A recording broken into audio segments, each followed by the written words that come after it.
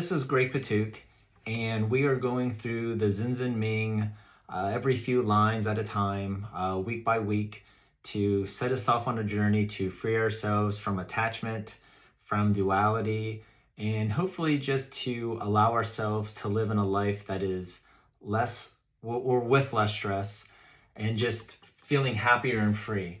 Now, the next two lines of the Xin Xin Ming that we're going through on week 3 are, if you wish to see the truth, then hold no opinions for or against anything. To set up what you like against what you dislike is the disease of the mind. So again, these next two lines are very powerful when you truly think about it. We can go in so many different directions with this, just as we could for the past few weeks. The last week, especially with the duality of love and hate, was a difficult one for me. And I know in writing my book, that has been the trickiest chapter to write about thus far. It's the one that is the least done, least finished, because there's just so much to it. And every time you think about it, you think of something else, or people bring up other points that are really, really good. And, it just makes you not quite question yourself, but it makes you just think in a different way and see things in a different light. And it's helpful. I mean, it's amazing the insight that people have, but it also gets you thinking about what exactly your beliefs are sometimes, and how what it is that you're going through and what you believe is different from what perhaps somebody else's perspective is based on what they're going through in their life.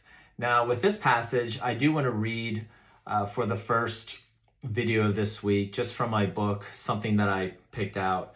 I wrote, when we open ourselves up and accept the way of things are happening, then we have no outcome to cling to cause suffering with, if it is different than what our thinking minds foretold or wanted. So the way I was looking at this was our opinion of the way things should work out.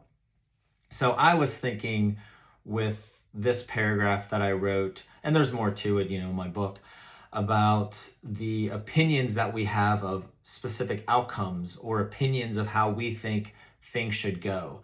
Now, that's just one way of looking at it and talking about it.